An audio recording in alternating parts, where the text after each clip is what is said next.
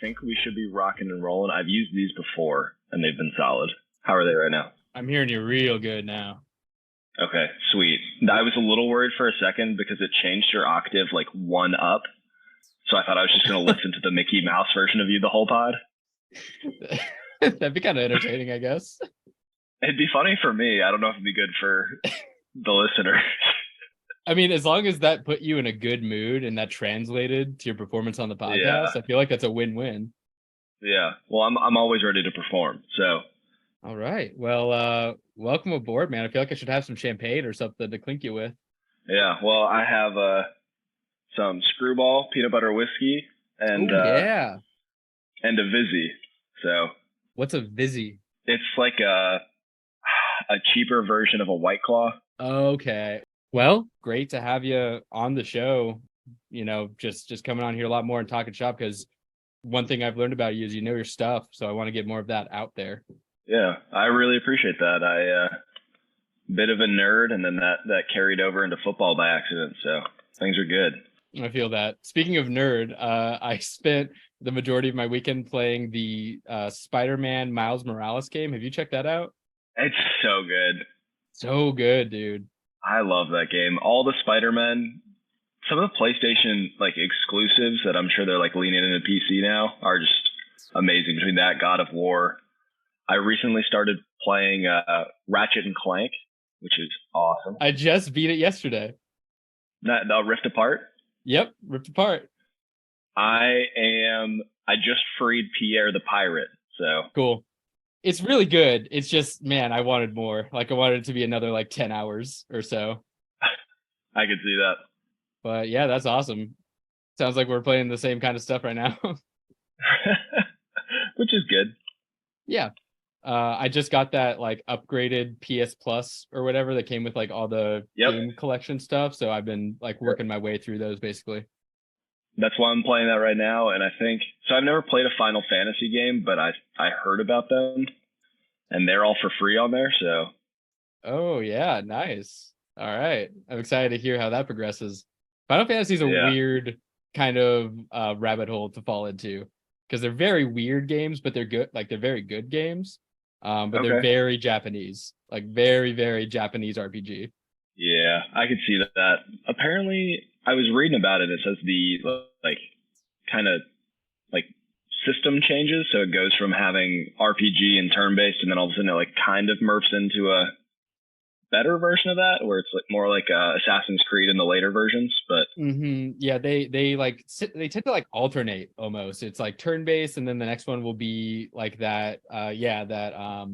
What is it called? Action kind of fast-paced action sort of thing. Yeah.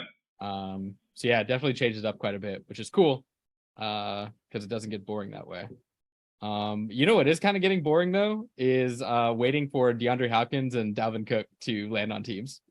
Oh man, I keep seeing things pop up about DeAndre Hopkins, he's visiting with this team, he's visiting with this team, and when he gave his list of terms, he's like, I want to sign with a good quarterback, I want to be on a team that's contending.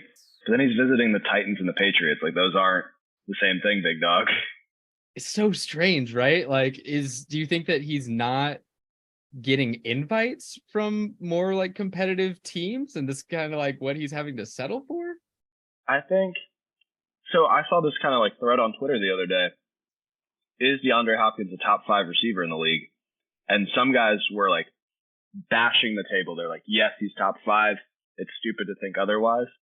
And then there's the whole other side of the argument that's dude, I don't even know if he's top 25 anymore. Do you want all that drama just for Hop? Yeah, he's on the wrong side of 30, right? Yeah. And where do you sit in that? If you'd pick top 5 or outside? 5? I don't know if I could do top 5. I think that I'd probably land within the top 10. Sounds right. But maybe towards that back end.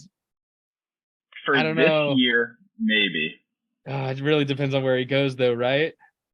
Yeah, for sure.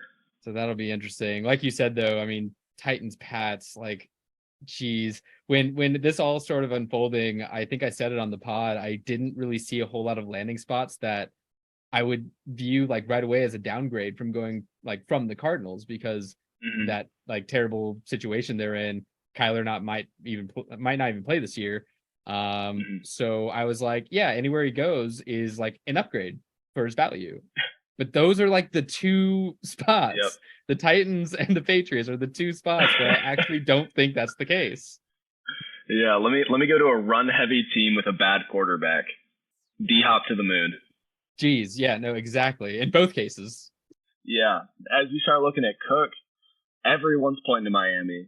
Everyone thinks he's going to Miami. If you had to choose right now, is it Miami or is it the field? Oh man, Miami's a good spot, it feels like. I would like him there fantasy wise. I think he's a good fit. It kind of tanks my A-Chain shares a little bit, but no, I think that's a good spot. I think the only other like kind of honey spot landing spot that I really liked, and this is kind of also has like a drama aesthetic pinged to it, is the Bills, just to go play with his brother. Okay. Yeah, that would be fun. I think it'd be fun. They're high scoring, right? I think that they've never really had a running back of that caliber with Josh Allen, so it'd be interesting to see how that unfolds. But no, I think Miami or the Bills for me are probably the spots. Do you have anything else in mind? No, I think those two are great. I think I could see the Chiefs or the Bengals just trying to load up on firepower. It's just another quality player you can add for cheap that can give you a weapon that other teams don't have. And even if they're just playing keep away from division rivals or from other competitors, it's keeping Cook away from them. So yeah, I mean, I guess that's the pivotal word there you said is cheap. Like what it sounds like is he doesn't want to go anywhere cheap. Like he wants to make a good amount of money on a couple year deal. And it just at the end of the day, Dalvin, buddy, if you're listening, I think the landscape is kind of against you, my friend. I think you might have to settle here a little bit. Yeah, I mean, I want to get paid $1 million and just podcast on fantasy football, but we'll do it for free for now. That would be, yeah, exactly. That would be great. Maybe you're right though. Maybe he goes to one of the teams that do seem like more Super Bowl caliber contender teams, because if he's not going to make what he wants to make, at least he has a chance for a Super Bowl. Maybe that's something for him. Yeah, makes sense. Okay, well, yeah, just wanted to give that update. I mean, lack of update. I kind of touched on them last week, and there was really nothing to update then, and kind of continues into this week. The only other thing I really want to touch on in terms of like just vast news out there is the fun little minute-long drama that Stephon Diggs put us through yesterday by not showing up to mandatory minicamp and having everyone go, "What's going on?" Well, it's fine. It's fine. He's back in minicamp. Everything's good, apparently. Apparently the situation's resolved. So nothing to worry about there, right? Yeah, I mean, he's a superstar wide receiver who loves the attention, and he found a way to get a little bit more attention. So that's all there is to say about it, really. He'll be fine. It'll buff. You have any guess? Oh, whoa, you just showed up. That's so crazy. Hey, what's up? Fix my camera mid-pod. Hello, everybody. She scared me a little bit. I thought something was happening. That someone was patching in. Okay, yeah, I mean, okay, what I was going to ask, though, do you have any guesses as to what it was, that day-long absence?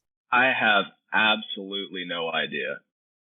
Like, it could be everything from trying to get girls into hotel rooms to trying to take care of some off the field. Maybe he had to get his car inspected. It's that time of year. Go get your cars inspected, folks. That way you don't miss minicamp. Hey, I mean, he basically just did it a day late. If he did it the day before, that would have been really proactive. We would have really liked that. But my pet theory is he wants to wear the number 100, and he's really mad at his team for not letting him, even though they've explained over and over again that that's not a number that you can wear. I think he still wants that, and he can't get it. I mean, he is him, according to himself. So yeah, he can do whatever he wants. He wants to win 100% of games. That's what the 100 symbolizes. Me too, brother. Me too. All right. Well, I mean, I don't know if there's anything really else. I kind of preface it in previous episodes where like, yeah, there's OTAs and there's minicamp and it's all buzzy, and I don't know if any of it if we started going through it, that would be the whole podcast. Like, I don't know if any of it is substantial enough to really talk about. I don't know if you have anything else you want to get into before we hit Division Town. No, I mean, I scrolled through some of the OTA and camp hype for, as we're talking about the NFC East, and some big points for the Commanders mainly. But the only other thing is it's a Dynasty podcast, and Bijan Robinson practiced with the wide receivers today. So he's so amazing. I have a man crush on Bijan. You love to see that. You love to see that. That's awesome. The dream. I love that whole core with Bijan, Kyle Pitts, and Drake London. It's just such a trifecta of awesome. And then you have Desmond Mitter, right in the middle, right in the middle for Mitter. Desmond Mitter. Oh man, it's just so tough because you want to be excited about those weapons and you can't. So badly. But if we want to get into some of these guys, there are some good quarterbacks in the NFC East. There are some good weapons in the NFC East. So if you want to kick us off, let's get into it. Let's do it. Well, actually, right before that, I did just get a blurb that Carson Wentz is currently in Tampa and is looking to sign with a team in Florida. So will he be QB1 for the Buccaneers? Did you see the video of him and Baker and Kyle Trask? They should be holding open tryouts. They should be calling you and me to see if we can throw it to Kansas. Oh, them throwing? Yep. But I think Wentz, Baker, I think both of them are still talented-ish, but Baker is better at winning a locker room and like winning his teammates over. So I'd rather just have Baker and stick to it than bring in a guy like Carson who's been known to be a locker room cancer and be just a problem. That makes sense to me. Okay, without further ado, let's dive in. We are still on tour here. I keep gravitating between calling it a divisional tour and going to Division Town. I don't think any really, like, either one makes sense, but I'm just going to keep saying them until they do. So going on tour through Division Town, finishing out the NFC, and we have Mr. Mike here on the pod to talk NFC East. And honestly, maybe the best division here. So excited to have you on this one, man. You kind of gave a cringe when I said that. I mean, the AFC North is the best division in football, and I will hear no qualms about it. But the NFC East is close second or third. Although, here's the thing with the NFC East is they go back and forth every single year. Like 2 years ago, it was a dumpster fire. Last year, they were all juggernauts. This year, can we see one or two teams go back to being a dumpster fire and it's just an easy win for the Eagles or Cowboys? They are a little flip-floppy. It was literally last year when they came into the season being called the NFC least. And suddenly they completely flipped the script. But let's get into another team that's real flippy-floppy right off the bat here with the Dallas Cowboys, man, because they are the definition of that, it feels like, with their flippy-floppiness. 1 week it looks like they are easy favorites in the division. The next week it looks like, oh my God, they're so broken. They are getting beat by nobodies out there. What is going on? They scored 3 points. So they're weird. And they do a couple of things in the offseason that, I mean, they signed Brandon Cooks. They get rid of Zeke. They lose Schultz. They draft another tight end. They're kind of making, little pitter-patter moves all over the place. But I think when you look back at it and you say, yeah, Brandon Cooks was their big acquisition, doesn't super thrill me. But do you have a beat on wide receiver 2 for them? Is it going to be Cooks or will Michael Gallup still be a thing? Yeah. So if you are asking me which receiver is going to play more snaps and get more targets, I think it's Michael Gallup. He has more time in the offense. He has already built rapport with Dak. The only reason that he was bad the last couple of years was a torn ACL, and the first year coming back from a torn ACL, which we've seen, it takes guys a little bit of time to get back. Cooks, like, pun very much intended, looked cooked last year. He just didn't look good. And we saw it with the Allen Robinson thing. We're all like, oh, he's checked out. He's still super talented. Cooks were saying the exact same thing. We're like, oh, he just looks like checked out. He's still super talented. And I'm just not falling for it again. So give me the guy that's been in the offense, has shown he can perform, and is, butt buddies with the quarterback. I feel that. Yeah. No, I like that take, and I'm with you. I'm a Michael Gallup truther till the end. So I have him on a lot of teams. I would love to see him have a resurgence. The Brandon Cooks buy was like a little bit like, oh no, what does that mean? And then the more and more you look at it, you're like, all right, well, Brandon Cooks is almost 30. He had a bad year, albeit with the Texans, but he's getting to that age range regardless. He's seen so many teams, man. I struggle to think of another wide receiver that has seen as many teams as Brandon Cooks. I think that he almost has set the record for the most trades that a player's been involved in. It's like off the top of my head, I can't think of anyone else. It really feels like it. I can't think of anyone else that comes close. Yeah, it gets weird. But I like that take. Next one I had on here, talking a little bit Tony Pollard, because I don't know. I think you're a Tony Pollard fan, right? No, you're not. I'm frowning. I'm shaking my head. So Tony Pollard. Oh no. I'm gonna get a lot of hate for this. He is a little undersized. He's coming off of a broken leg. He's never had more than 200 touches going back to like high school, including college. Like he has not had that many touches. So he just hasn't had or displayed the ability to carry the workload. So maybe that shows he has fresh legs, but like he doesn't have fresh legs. He just shattered one of them. So he's currently going as the RB9 in redraft and in best ball. Ooh. And 21 overall. Like that is too high for me. And I also am just going to fade the Cowboys as a whole a little bit because Kellen Moore's gone, who has unlocked that offense. I don't trust Mike McCarthy without a Hall of Fame quarterback, and I don't know if Dak is that. So what do you think? Is Pollard right spot, too high? Yeah, I mean, before you said RB9, I was in the camp of I still like Pollard because I liked him every time he was on the field and Zeke wasn't, and he went off for 1,000,000 yards and 3 touchdowns. RB9, 21 overall. That has me a little. I'm raising my one eyebrow and then my other eyebrow. I don't think I would buy him that highly, and so if that's where you have to get him, I would also be out on him. I like him on dynasty leagues where I already have him because it felt like he was in a good value spot previously before Zeke was impending doom. But yeah, for a startup, that's steep. So that's surprising to see, actually. And then there's another just issue with Pollard in general is that the Cowboys are one of those teams like Jerry Jones loves to add star power, big names, splash signings. What does that sound like? A veteran running back. So he could bring in a Leonard Fournette. He could bring a Dalvin Cook. He could bring a Kareem Hunt. Like he could find somebody that's going to eat into Pollard's workload.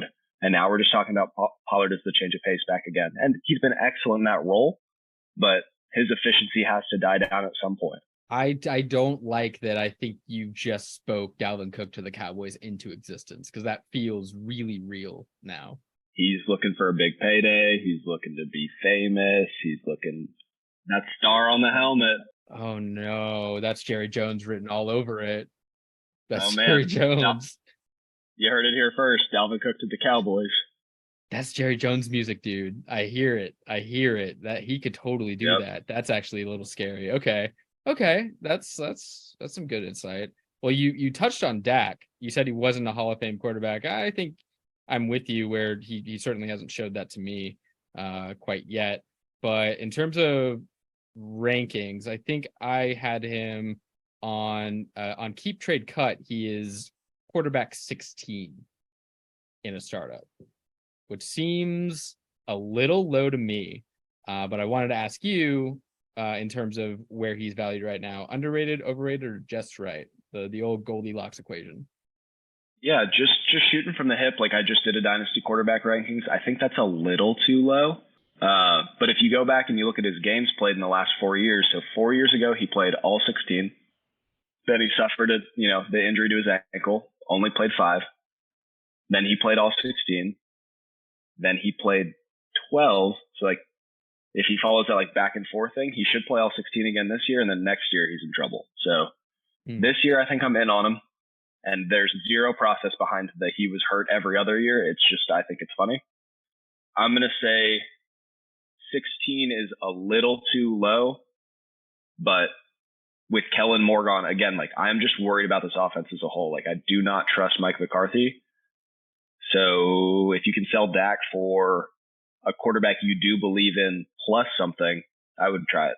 So with that ranking in mind, he would be behind the top 3 rookie QBs. How do you feel about that? Bad. One of them clearly has a starting job, and as like I would put Anthony Richardson in front of him because I'm just rabid for the guy. I think that he's amazing and he's going to set the world on fire. But first round quarterbacks have a 50% hit rate. So if you have a 50% chance of them busting, I would rather have the guy that I know has a job than the guys that might have a job. Here's a closer one. Deshaun Watson or Dak Prescott? You're asking a Steelers fan to rate a Browns player with off the field issues. That's fair. But if I put all of that aside, I do think Deshaun Watson is more talented, younger, and in a better system that's going to take care of him, which is hilarious to say about the Browns. So, Deshaun Watson. It sounds like a joke, but you're totally serious, and I understand why. Okay. Yep. Sounds good. And then, so you're saying before you're pretty much staying away from the Cowboys for fantasy. Yep. Even the passing game, like even you're not in on Lamb. So, I think I am. I'm in on all of them to a certain extent. I do think that CD is too talented to fade completely. And then I do think that offense loves to funnel passes to the tight end regardless of who it is. Mm-hmm. So when we talk about who is going to inherit the Dalton Schultz role, like whoever that is going to finish as a top 12 tight end. I just could not tell you who it is between Luke Schumacher, Peyton Hendershot, Jake Ferguson. Like there are all of these guys that are just floating around. And maybe Hendershot if I had to pick one, but I would just not pick any, wait until week 4, pick one up off of waivers, trade them for a 3rd round pick later in the year.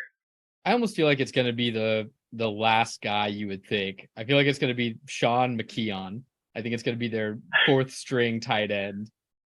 I just named 3 guys and I was like super happy about that. I have no idea who or what a Sean Keon is. Yeah, I mean, he went to Michigan. And that's only because I'm looking at his player page. Okay. What do you think? So do you think that the offense has some value with it, or do you think that star on the side of the helmet's kind of like pushing these players up regardless of losing their OC? I still think there's value there. The OC is real. I think that's damaging. I hope that they've taken some of what Kellen Moore did to heart and that they'll sort of at least keep some of that in mind. I'm expecting I don't have as high hopes, I would say, this season with that in mind, but I still think there's something about that wide receiver too. And maybe it is the star on the helmet thing, but it just seems attractive to figure out who that wide receiver 2 is for the Cowboys and grab him. The tight end, though, I don't know if I can, maybe top 12, maybe 12 out of 12 is where I'd have whatever Cowboys tight end emerges falling. But this also might just be gross, man. It might just be nasty grossness. Every week has a different tight end. You kind of saw it last year, even when Schultz was on the team. There are those Hendershot weeks where you're like, who? What? What is that? And so I think that could happen, especially without that. Like it's super open. Like that job is just a big wide open shoe to fill. So could be some multiple feet in the same shoe. That sounds gross. I don't like that. I shouldn't have said that. I never say that again. That's I mean, we're like fishing for sponsors right now. So like Vizzy, if you're listening to this, I'm going to cold call you this week. But if you say things like shoes in the same feet, we're going to be hurting.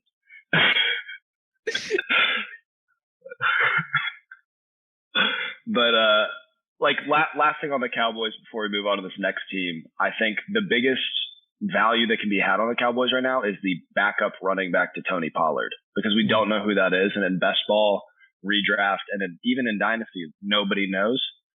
Do you think it's Malik Davis? Do you think it's Deuce Vaughn? Do you think it's Ronald Jones? Do you think they bring in a veteran? Ronald frickin' Jones, dude. What a career arc. Hanging around. I think it's probably most likely Malik Davis, or they bring in a guy. That also seems very likely. I think Dalvin Cook, again, just it sounds right it sounds true.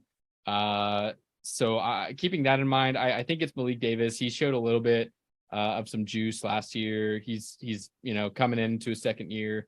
So I would trust him to take the job more than I mean, Ronald Jones hasn't showed me anything I'm worried about. And Deuce Vaughn, I think, will be like a good gadgety, like throw him out there once in a while to try to get a home run type of play. Could have some best ball value, but I don't think he's a guy that you're gonna bank on having a bunch of touches and remain alive. I'm same page with you all the way. I think the reason they felt comfortable letting Zeke go is because they saw something in Malik Davis. So I think that's all there is to say at this point. It's Malik Davis, Ronald Jones, Deuce Vaughn in that order until it's Dalvin Cook time. So stay tuned. Well then, let's move on here because I think we've talked to the Cowboys. Actually, what about the defense? Did the defense change at all? They drafted a couple guys, but nothing too highly. A little better, but not enough that it's going to affect the pace of play or the offense. Okay. Like when you go from the number, off the top of the head, like I think they were like top 15 defense last year. Now they might be like top 10, but like more like 8 to 10 range than anything else. It doesn't matter. Suddenly, a really good defense plus Kellen Moore leaving might have me wavering slightly, but if it's kind of the same-ish caliber, then probably nothing to worry about. And yep. So yeah, let's move on here. Going to the Big Apple, hitting up the New York Giants. The big topic here, I think, is the recent drama surrounding Saquon Barkley. And I want to get your beat on it because based on recent trade discussions that you and I have had, I would suspect that you view Barkley as pretty good at football.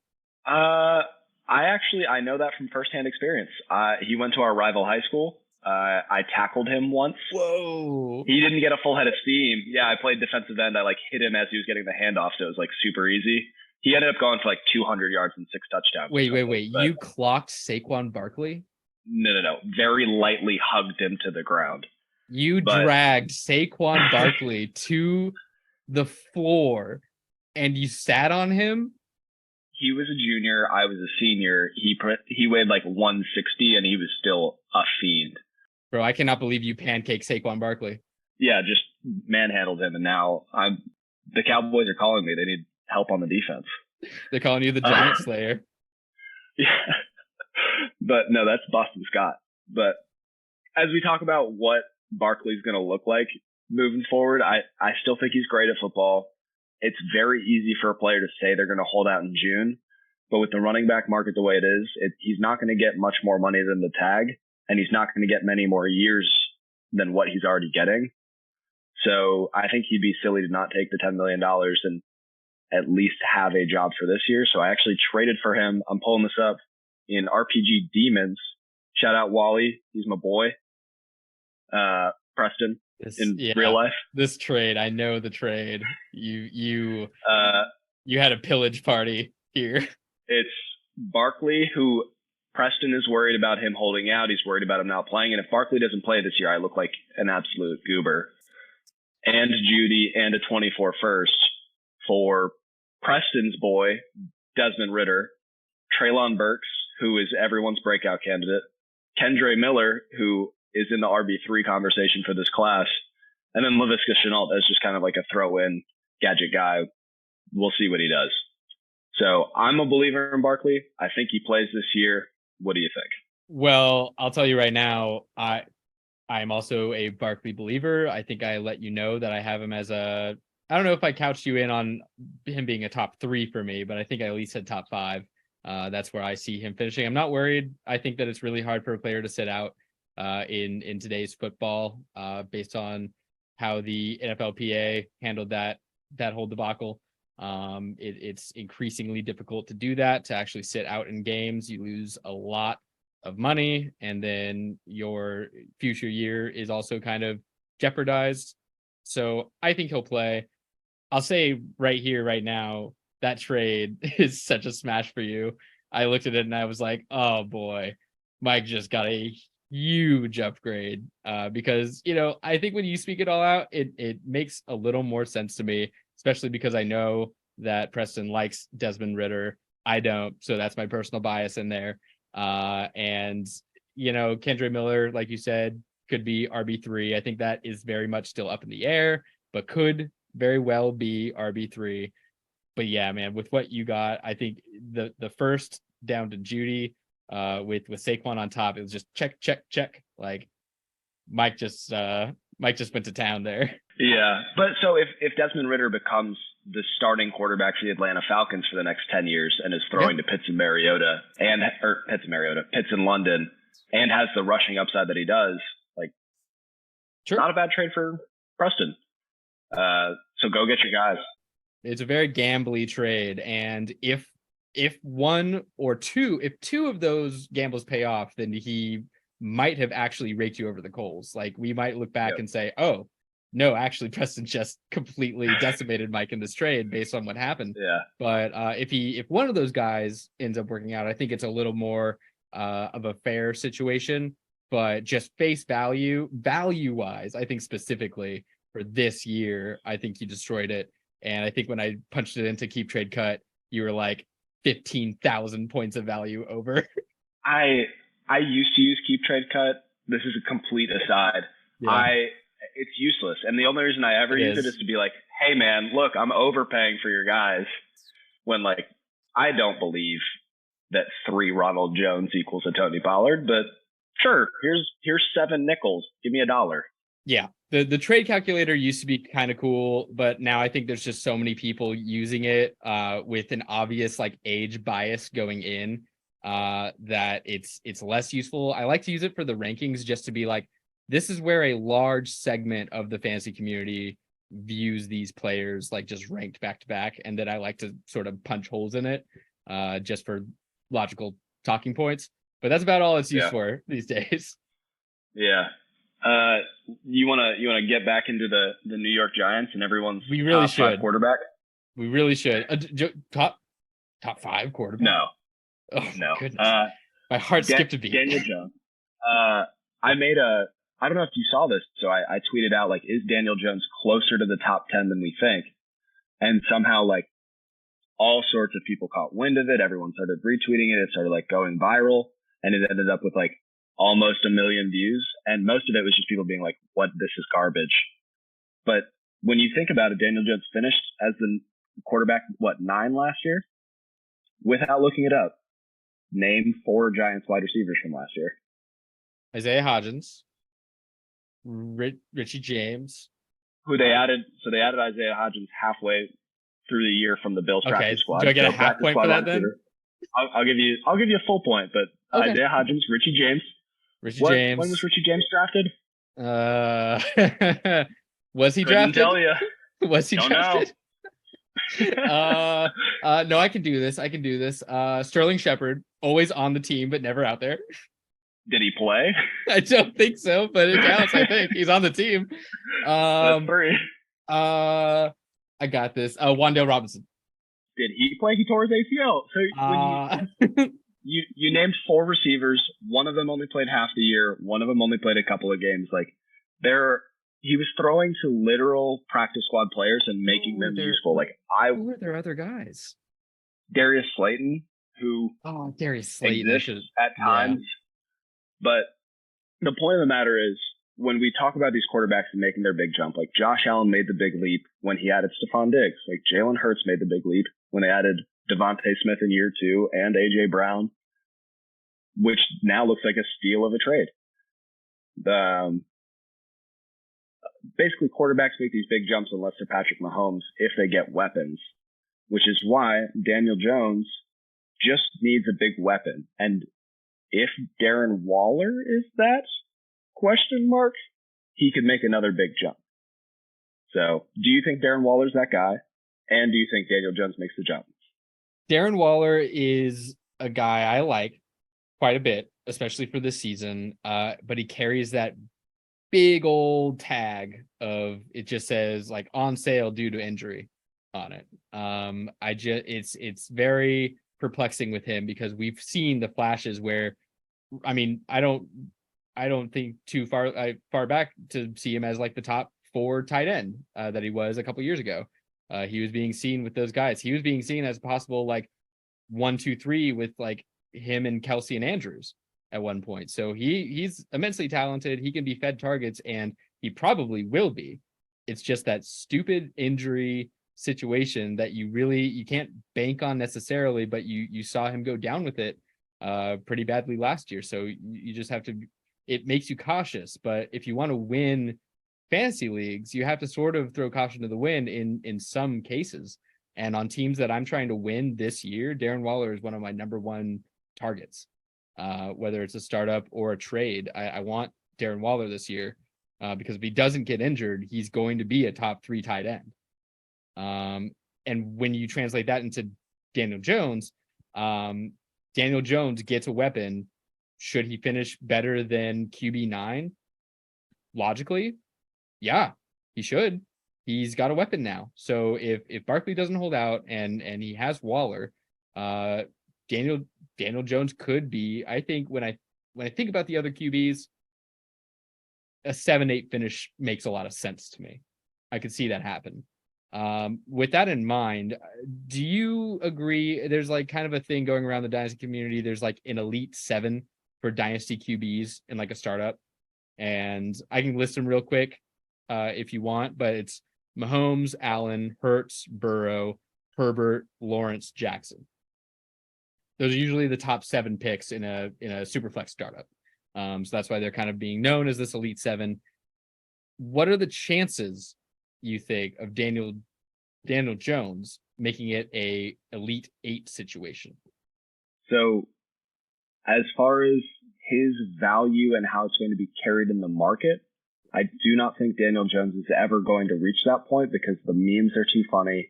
Nobody wants to give the guy credit. And even if he finishes as a, quarterback 6 this year, there's still going to be he only did it because of Dayball. Like, he only did it because of this. But like, he can keep just doing it for those reasons and continue to be useful for fantasy. But he's not going to be treated the way that some of those, we'll call them like sexier picks are. Like, you can see ESPN in the morning showing Herbert like holding a defender with one arm and throwing a 65-yard pass with the other as it hits Keenan Allen in the face mask and just shoves itself in. Like, that's the thing that Herbert does, but Daniel Jones trips over his own feet at the 15-yard line. So is that what it is? Do you think? I have a sneaking suspicion that is what it is. It is that one play. He is now known for that. Did Mark Sanchez? Obviously, his career didn't go great, but the butt fumble happened. Do you know what Mark Sanchez did after that? He's the only guy that I think he beat Tom Brady more times than anybody else in the playoffs. Do you care? Butt fumble. Tripped over his own feet at the 15-yard line. I'm going to list. So when you're looking for these top 5 or even like this elite 7, I guess, for quarterbacks, all of them carry some kind of rushing upside or are tied to elite weapons between, Burrow with Higgins and Chase. Mm-hmm. I'm going to go through the top rushers in 2022 for quarterbacks. Justin Fields, Lamar Jackson, Josh Allen, Jalen Hurts, Daniel Jones. And how many more yards do you think Lamar Jackson at 2nd overall had than Daniel Jones? Oh, I feel like it can't be much, especially since he got hurt. 200 yards. Or even Josh, 200? Yeah, 200 yards. 54. Whew. Sorry, my math is wrong. 56. Wow. Yeah, I mean, I know he rushed a ton, man, and it's sneaky too. People don't understand, like, they'll even watch games. I remember specific games where Daniel Jones would tuck and run 5 or 6 plays in a row for like 70 yards and just march it upfield. And then people still, after that game, would go, yeah, this guy sucks. It's like, I don't get it. Yeah. I don't see it. He's throwing to nobodies. He has rushing upside. If this offense continues to get better, and like I think it will with Jalen Hyatt, I think it will with Darren Waller. Like, I think there are noticeable upgrades in this system going into this year. Daniel Jones could finish as a top 5 quarterback, but I'm going to say it real lightly because I'm worried about saying that out loud. You feel like you'll invoke some sort of curse, which will just appear behind you, say, how dare you say that? Well, this is a kind of interesting thing because you list all the weapons and the fact that, yeah, he has Waller now. Why isn't this a DeAndre Hopkins landing spot? Well, because he wants to play with a good quarterback, and Daniel Jones tripped over his own feet at the 15-yard line, so he's got a good quarterback. And Mac Jones is, so. Right, and I mean, Ryan Tannehill is just like chef's kiss. You love him. Love to see him. Elite. Okay. No, I think it's definitely a D-Hop landing spot. Definitely I could see a veteran running back coming in as either a backup to Saquon or even just like, hey, Saquon, we don't need you to come in from your tag. We have this guy. That would be spicy. That'd be interesting. Yep. Okay. Anything else on the Giants? I think that about covers them from a fantasy perspective. Real quick, wide receivers. Rank these three for just this year. Wan'Dale Robinson, Jalen Hyatt, Isaiah Hodgins. Robinson, Hodgins, Hyatt, I think. I could see Hyatt flip into 2, but I think Hodgins showed a little something last year. I actually think it's like very clearly Hodgins, Hyatt, Robinson. Oh, okay. Just with ACL tear coming back. And Hodgins showed, I don't know what he was doing on a practice squad to begin with, but he just like makes the right football play over and over again. Yeah. And if you stretch out his stretch with the Giants to a full season, I think he would have finished somewhere in the top, at least 36, probably top 24. So when did Wan'Dale tear his ACL? Was it pretty late? It was early enough that he's going to play probably week 1 of this year, but late enough that he's going to have. You're just worried about lingering injuries? Just some just a little bit of problems coming in. But yeah, I think that's it for the Giants. You want to get to our next team? Yes, and this is probably, this is going to be the most interesting to talk about most likely, or maybe not, just because with how good they are. What is there to really talk about with the Philadelphia Eagles? I think it's going to be very boring. I'm going to give you all of my thoughts, and it's probably going to hit everything that you have right here on our show notes. But Hurts has an argument to be the number 1 quarterback taken in redraft, and he's the youngest of the quarterbacks who can go number 1. So he could be the dynasty quarterback 1, but don't take rushing quarterbacks as your dynasty 1 because they age out quickly. Swift and Penny, whichever one is healthy, put them in your lineups if the other one's hurt. Otherwise, it's going to be gross and scary. A.J. Brown, Devontae Smith, Goddard are the only 3 people that receive targets on that team. It's perfect for fantasy. They all get funneled. It's 28, 28, 28, and then just little sprinkles to Quez Watkins and the running back. So I think each of them is very useful as long as they stay healthy. And I think the Eagles, they're going to get the value boost because everybody is realizing that they're good. So if you want them, you got to take them early. There's no, you're not going to gain value because they're already going top 10 in their position.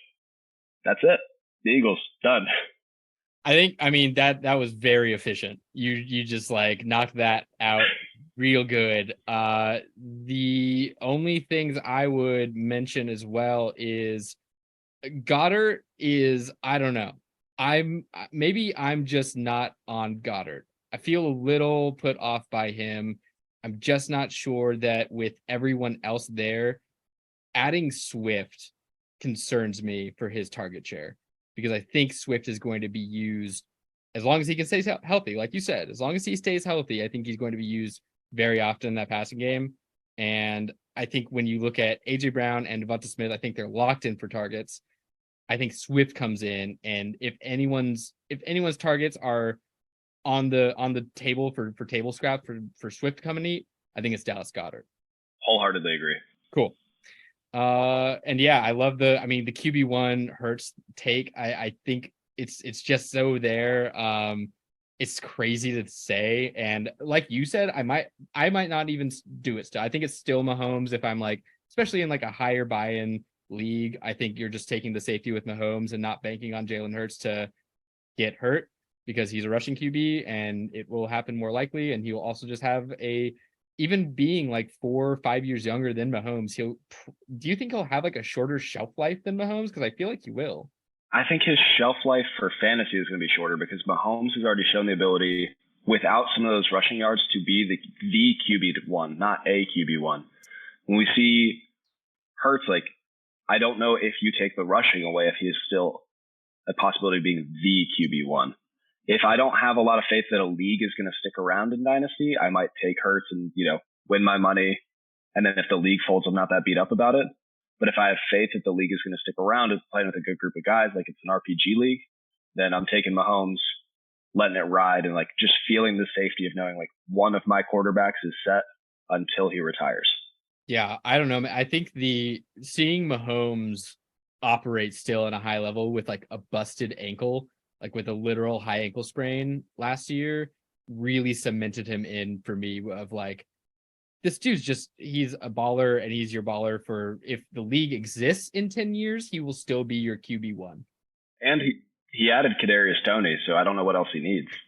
So this shouldn't even be a conversation because he's got the best wide receiver in the league on his team. Who's going as the wide receiver 38 in best ball? I don't know what everybody's doing. Come on. Jump in, guys. See, that's too low. You've been slowly infecting me with the Kadarius Toney earworm. I went out and bought him in a couple leagues. It's crazy what you have to give for him. It's not a lot. I'm a computing team. I gave like a second and a third. Gobbled them up. Easy. Gimme. My toy now. Okay, well, yeah, I mean, I think you're right. I coming out of my mouth, it immediately felt strange saying that the Eagles were going to be fun to talk about. There's not a lot to talk about. They are all just what they are. They went up in value, and now they're harder to get, and they're all good pieces. And you want to already have them. You don't want to have to go get or draft them. I bought AJ Brown using like a bunch of draft picks and some other stuff. And then I had people reaching out being like, hey, can I grab AJ Brown? I'll give you like 2 firsts for him. I was like, nah, I'll just keep the wide receiver 5. I'll just let the 25-year-old that's good on my team be good on my team. Yeah, he's a solid hold. I've done the same thing. I have one team, my RPG Goblins team.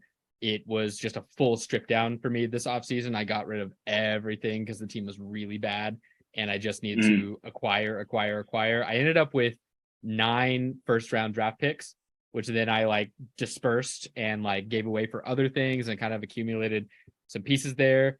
All the while, day one, I had AJ Brown on that roster, and I was like, people were coming after me, like, oh, like you're in full rebuild, like, what do you want for AJB? I'm like, yeah, no, he's my centerpiece.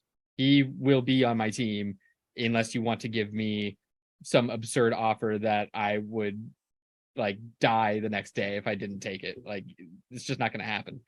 So yeah, I'm very much with you. He's a centerpiece to a good dynasty team, and not a lot you can give to go get him that the owner's going to be happy with.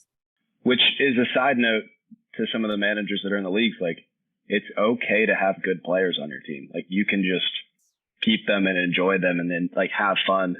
I saw someone being like, go sell Garrett Wilson right now. His value's never going to be higher than this. And it's like, yeah, because he's freaking awesome and it's fun to watch him play. And it could, and like not by much, but it could get higher. We don't know yet. We know that he's very, very good. He got a huge like QB upgrade, and that he's super young and talented. Like, who knows? He's definitely outside of the Justin Jefferson, Jamar Chase tier. I think they're by themselves. But for now, it's happening all the time. Every single year, there's a tier breakdown, and it increases by a number. Like, who knows if that's going to be this year? It definitely could. Garrett Wilson could be 1, 2, 3. Just keep the good players. It's okay. Have fun watching Jamar Chase score 200 freaking fantasy points in a game. Like, enjoy the good players. But that's an aside because we're about to talk about a team with no good fantasy players. So would you like to lead us in? That's a fantastic segue. I appreciate that. And yes, I would love to lead us into the Washington football team. The Washington Commanders. Oh man, the Washington team of football. Yeah, the Washington team. My heart just aches for the Red Wolves or the Wolves or the Wolf Pack or something. That would have been so good. Then you get Sam Howell on your team, and you could have had the Wolf Howl. Are you kidding me? That's still like every time I think about the Commanders, I think about that they were so close to greatness. So close. But okay, yeah, let's dive into it. Speaking of Howell, he's the QB1, I guess. He's a 5th round drafted, 2nd year QB, right? So yeah, he's got that going for him, and he is technically still, I think, competing with Jacoby Brissett, who played average-ish football on the Browns when he was filling in for Deshaun Watson. Kind of always been that average-ish, can sort of rely on backup QB guy. So between those two guys, I mean, I guess, like, do you want any of them even? Is that like Brissett's going super late. Howell's going kind of high. Yeah. If I am doing a startup and I have to pick one of these players, I feel better taking Brissett later because it's almost like, in round 27, what are you getting anyway? Like, maybe he turns into a quarterback for this year. Maybe he turns into a quarterback somewhere else next year. And then also, like, if is this still Ron Rivera, Riverboat Ron over in Washington right now? Yep. Or he get fired? Or nope, no, he's still there. It's still Ron. Yep. Eric Bieniemy directly underneath. Assistant head coach, I think. Yeah, that's not suspicious at all. That doesn't. Right. So that's the thing. If I want to win and keep my job, I'm playing Jacoby Brissett. There's nothing that Sam Howell showed me. There's nothing that Sam Howell's tape like, he's a fine quarterback prospect that if he was really that good, he would have been drafted earlier than the 5th round. So I lean Brissett at cost, but like if you give me one or the other in Dynasty, like give me Howell just because I know somebody's going to believe in him somewhere. What do you think? I'm totally with you. And I'm starting to realize that we don't have a lot of debate on this show because we have a lot of similar takes, which is a little unfortunate, but we'll find something to argue about, I'm sure, one of these days. But I'm right there with you. I mean, Brissett, like I said, played serviceable football for the Browns. He's always played serviceable football when you give him the ball. He's just not great. You don't want him as your starter. He can't win you a season, but he can win you games, and he can go out there and he can throw footballs to players. And, we prefaced going into the Washington Commanders that they don't have any good players. They have Terry McLaurin, and they have Jahan Dotson, and he's okay. So I kind of like their top 2 wide receivers, at least. Curtis Samuel was something for like 4 or 5 games. So they have a couple of wide receivers there that it's not the worst core in the league, right? I think that we can definitively say that's the Giants, or somewhere around there is the Giants. Yeah. I think the Commies have a little bit of a better wide receiver core here. And I would much rather Brissett throw them the football because I'm right there with you. I don't think Howell, he can maybe come out there and before teams get used to him, maybe he can have a couple games. I do not see him as the year-long starter for the Commanders. No, I think there's going to be a lot of change back and forth. I think it's going to be annoying. And I think it's just really a team that I want to stay away from because you want that, like, for some reason, this is like a hot take, but like you want the receivers with good quarterbacks. That seems very simple. I never thought about that. That's smart. But like, start doing that. Yeah, but then you're staring down. You're like, do I want Mike Evans or Quentin Johnston? And you're like, well, Mike Evans is 100 years old and catching passes from a washed up or a 2nd round pick. But Quentin Johnston's getting Kellen Moore offense. So I've been not a QJ guy this whole time, and I've been flag planted, not a QJ guy. But I'd probably take QJ there over Mike Evans, unfortunately. Yeah. As good as Mike Evans is. But getting back to the Commanders, I mean, it's easy to gravitate away from them because they're just not, there's not a lot of good stuff to talk about with them. Briefly mentioned Terry McLaurin. I think it's safe to say he's pretty quarterback proof. We've seen him with a litany of bad QBs, and he's always been a wide receiver too. And I think people were feeling a little hopeful and taking him as like a borderline wide receiver 1, upper wide receiver 2 last year. Maybe even the year before that. And I just don't think that's what he is. If you draft him in a rookie draft, like when you got him in like the 3rd round, you're so stoked on life. Like that was great. You're riding high. But if you're doing a startup or trying to acquire him, he seems a little like unacquirable because people know he's good, even though he's on a putrid offense. And I think he's just one of those guys where you ride or die with him. If he's on your team, great. If not, forgettable. Yeah. The issue with Terry McLaurin, 2 things for Dynasty. One, he's like weirdly old for his class. Like he's 27 and he's only been in the league for 3 or 4 years. So he came out as a 23-year-old. And then 2, like if you go back through his game log for last year, it's wide receiver 27, wide receiver 37, wide receiver 24, wide receiver 80, wide receiver 27, wide receiver 46. Like it's this back and forth, this ping pong thing, because it's just an absolute like act of God if he gets a catchable pass. Like the heavens have opened up and somebody shifts the air so that the ball finally lands in his hands. And you're like, there we go. There's his one big catch of the day. And I just don't want receivers that need that to catch the ball. It's so sad because he's so good. It's so obvious that he's good. But he gets those catches that are just like, wow. And he gets thrown an uncatchable pass and he still reels it in. It's just like, man, he's one of those guys where if he just got put with any sort of adequately good QB, he could be so good. And so unfortunate that he came into the league late because, like you said, now he's up there. And he's gonna be 28 next year. My other concern, and I actually just like thought about this while we're looking at what else we're going to talk about, but I guess we can blend them together.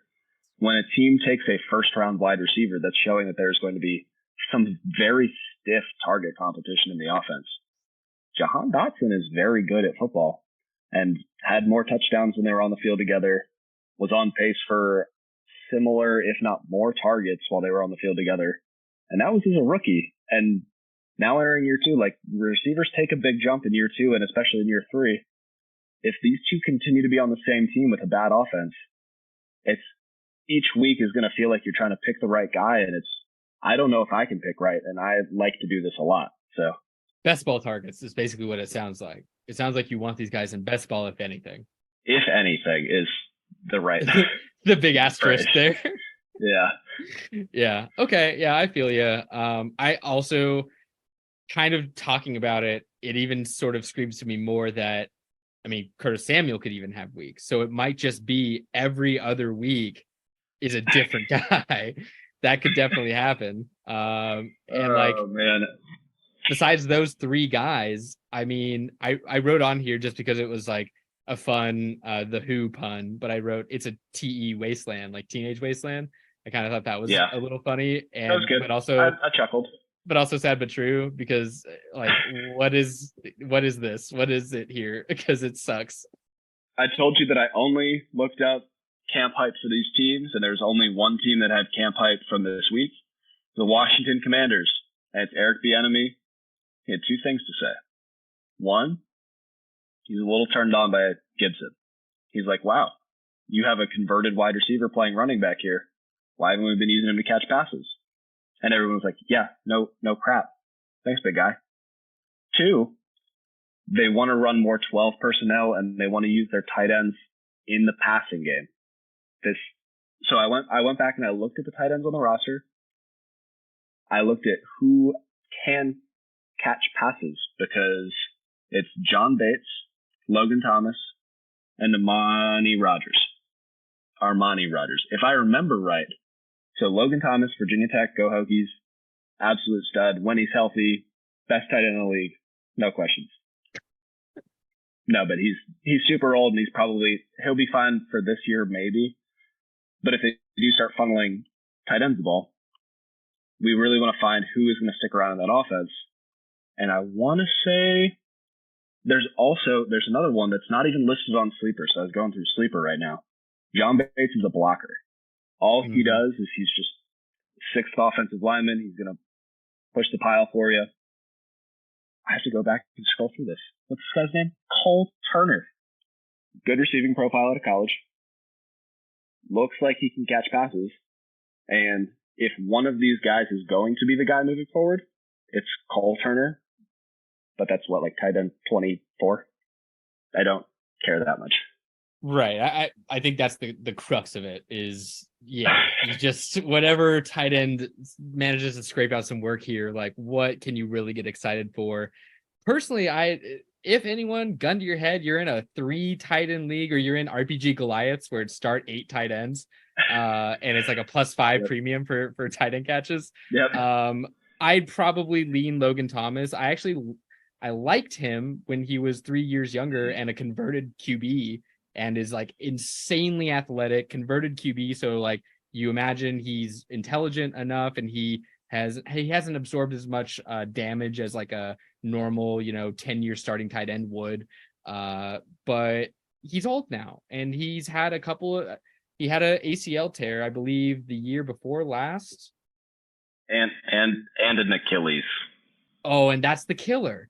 That's literally why they call it that, because it slayed Achilles, the greatest warrior in Trojan history, and there you go. We're all done. So you in on Cole Turner? Are we doing this? This is the Cole Turner pod? Cole Turner pod. Yeah, if it's gonna be anyone, it sounds like it's gonna be Cole frickin' Turner, I guess. I don't see there's literally nothing else. I'm looking now. There's literally nothing else. Yeah. Who's Curtis Hodges? They have that guy. I don't know. I also just clicked Armani. I'm sorry to this human being if you're listening. He tore his Achilles just now. So are they just addicted to taking guys that tear their Achilles? Is that what's happening? I need to talk to the Commanders training staff because clearly they're not treating Achilles injuries correctly. Okay. Hold up. Curtis Hodges is 6'8", 245. I'm in. Let's do it. Curtis Hodges, all in. Undrafted, I believe. Yeah. Big takeaway here, guys, is if you're going to take anybody, take the two hot wide receivers. Oh, sorry. The other part of the camp news. Are we done with tight ends? I kind of want to be done with tight ends. I hate them normally, and I really hate the Commanders ones. Don't know why we talked about it for so long, if I'm being honest with you. I think I started ranting because I just got really excited that I figured out that there might be a tight end worth starting in 2 tight end leagues, which is just premium content for the people. I hope you all love this at home. that is the content. That's what the people come for the RPG podcast for, baby. Yeah. Oh man, Vizzy, if you're listening, this is what you could sponsor right now. But the other piece of camp hype was Antonio Gibson saying like, hey, he can catch passes. Like, it's weird to me that it took a coach coming in and being like, yeah, this guy can do it. Like, it's like they had a Lamborghini in the garage and they didn't realize where the keys were. But this might be the first time that we disagree. Like, would you rather have Antonio Gibson or Brian Robinson in Dynasty right now? I don't want either, but gun to my head. For your RB4. RB4, I'm taking Gibson. Okay. Yeah. What if it's like your RB2? I'd probably lean more Robinson in that case because the chances are he's probably going to be fed the ball more in terms of just straight carries, probably. Yep. But man, that Gibson upside is just still so tantalizing, even though we've seen it kind of collapse. Having Eric Bieniemy there, like maybe so, like you can feel yourself hoping again, because he's a great athlete and he's like been compared to like Christian McCaffrey sometimes, getting so electric, like out of the backfield catching passes, but it's such a pipe dream at this point. Yeah, I think that's actually spot on of a comparison. Like RB2, if you need someone, if you just like went 0 RB, you need someone that you think will probably be sort of stable, just volume wise, probably Ryan Robinson. But if you are looking for an RB4 that can potentially be still kind of home runny, then I think I'm still on Gibson. I think this year will be very telling. There's a history where when coaches come in, the role that players have kind of like it's not the same role that they're going to have in the new system. So that's part of the reason I'm so worried about the Cowboys. It's part of the reason that I am so excited about the I was about to say Bills because the Giants are the new Bills and Daniel Jones is the new Josh Allen, as we all know. Oh boy. That should be the episode title. Daniel Jones is the new Josh Allen. And Dalvin Cook to the Cowboys. But when we talk about the roles that these running backs are going to have, like Brian Robinson was kind of viewed as this plotter. He's just going to he'll give you 3 yards, 3 yards, 3 yards. At the end of the day, he's going to give you 18 carries for 75 yards and maybe he gets a touchdown. Mm-hmm. Brian Robinson can catch passes out of the backfield. And he might not have looked explosive last year, but that's because he was recovering from a gunshot wound. Yeah, remember when he got shot? It was in the preseason. Like he literally, he got shot. He took a month, and then he walked out to Many Men, which will forever be the coldest moment in sports ever.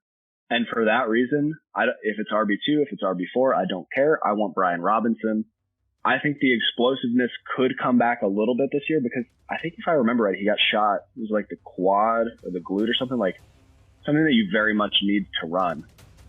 So give him a full off season, give him a full training regimen.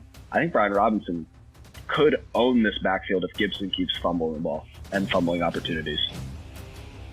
Is Brian Robinson the 50 Cent of football? Yes. But harder.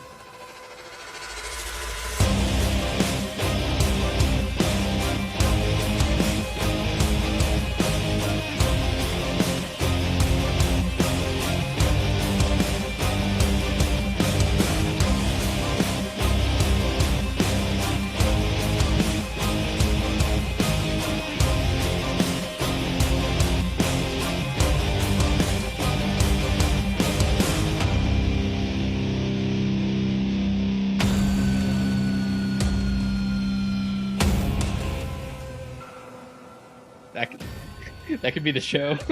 That could be it. Just trying to name the pod on the pod. Yeah,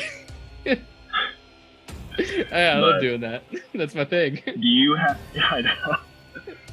have any other thoughts on the Commanders, on the NFC East? Anything else? It makes me a little concerned with any team that isn't the Eagles, that they have to play the Eagles twice. And I think the Eagles defense is going to be somehow scarier than last year. Because they make me so mad. The rich just get richer, and they get freaking Jalen Carter and Nolan Smith and a litany of good defensive players. They drafted the entire Georgia defense, so that makes me a little upset. Other than that, on the Commanders specifically, no, I've had it. I'm done talking about them. I feel the same way as after I talked about the Tampa Bay Buccaneers for too long. I just feel gross inside, like I need to take a couple showers. Yep. We started real strong, like Cowboys, Giants, Eagles. It's like, man, there's exciting things. There's good things to talk about. And then it's like, hey, Sam Howell? Could be thoughts? There's just nothing. It's really a steep cliff. Yeah, we were like ramping up, like on a roller coaster. Literally, it was like Cowboys, Giants, Eagles, Commander. Quick one. Chase Young, you think he gets traded? I hope so, and I hope it's to the Seahawks. I hope it's to the Steelers. I'll fight you for him. Seahawks are just Steelers West, and Steelers are just Seahawks East, so. Handshake. Yeah. We'll flip a coin, see who gets them. I love it. That sounds good. It feels good to say that too, because it feels like we never have to really play each other. And when we do, it's like, it was a great game, hard fought win, but there's never like hard feelings. Like after the Ravens and the Steelers play, I'm like texting my buddy from Maryland. I'm like, we got you. Like we have your number. Lamar Jackson will never be anything in this league. And then like Geno Smith will throw a couple passes, and I'm like, oh, that good for them. I hope they do well. I'm the same way with my Rams friends. Anyone that cheers for the Rams, I'm just like, yo, what's up? Rams house, huh? How about Hawks house?